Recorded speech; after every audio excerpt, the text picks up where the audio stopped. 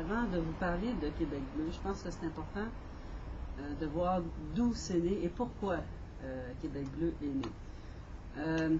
Il y a 4 ans, j'ai travaillé comme aide aux devoirs pour les enfants en difficulté scolaire au niveau primaire.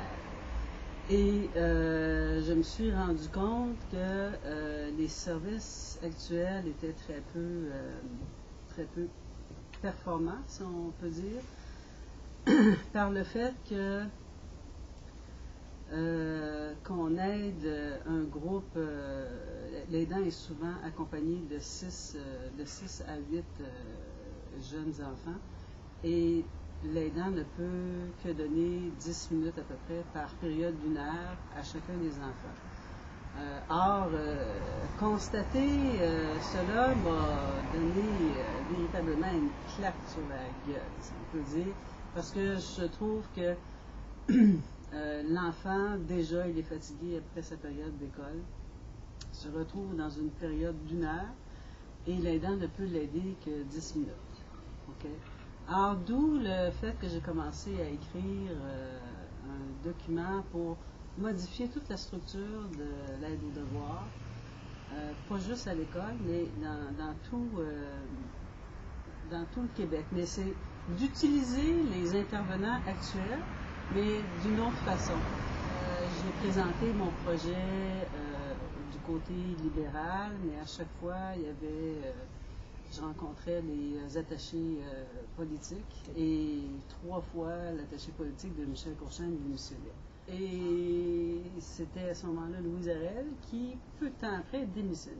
Les élections provinciales sont arrivées. Je me suis présentée à ce moment-là, en 2008, décembre 2008, comme candidate indépendante dans l'espoir tout à fait farfelu de faire passer, de sensibiliser les députés à cette réalité vécue par les enfants en difficulté scolaire. Je n'ai pas récolté beaucoup d'appui, mais j'ai récolté au moins 100% des gens que j'ai fait signer et des gens avec qui j'ai parlé. Alors, c'était déjà ça le prix. Mais seul dans son coin, on ne peut pas faire grand-chose. Par la suite, j'ai été mentorée par une personne assez haut placée au niveau au Parti québécois pour faire avancer ce projet-là.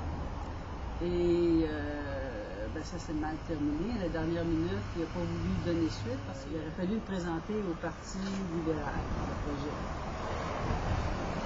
Alors, je pense que ça a mis la personne un peu dans l'embarras, travaillant pour le PQ. Le projet doit être présenté au Parti libéral. Bon, ça crée des difficultés.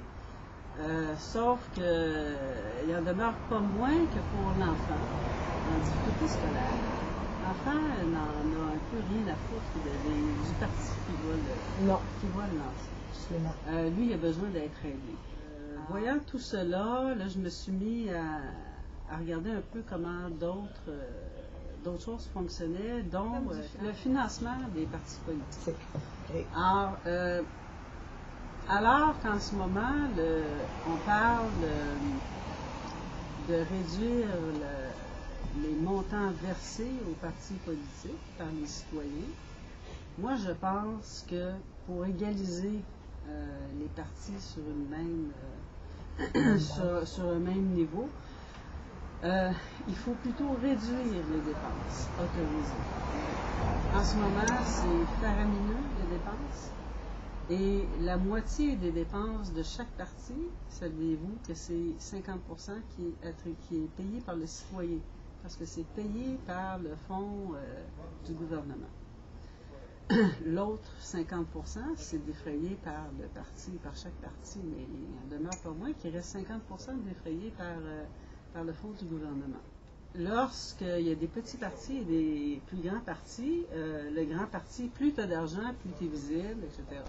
Mais si, alors l'écart est comme entre les riches et les pauvres, hein? L'écart est très éloigné. Alors que si on réduit le montant des dépenses admissibles de chaque parti, bien là, on égalise un peu les chances de chaque parti de faire au moins valoir leurs idées. Et non pas le montant Parce qu'en ce moment, ce qu'on voit plus, c'est le montant de la poche. Effectivement. Plus tu as d'argent, c'est ça. Plus la publicité, plus c'est visiblement. Exactement.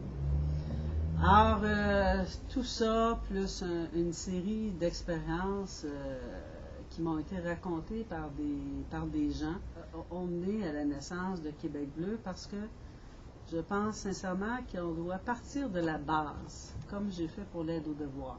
Si on veut des solutions, il faut partir par la base. Alors qu'en ce moment, ça se décide en haut, puis là, le haut dicte aux autres quoi faire. Tu as un exemple frappant de ce qui a été dit dernièrement. C'est le ministre Courchesne qui a indiqué on va avoir des coupures, mais il va y avoir peu d'impact sur les élèves. Comment ça se fait que faire des coupures a peu d'impact sur les élèves? Ce serait à dire qu'il aurait fallu les faire bien avant.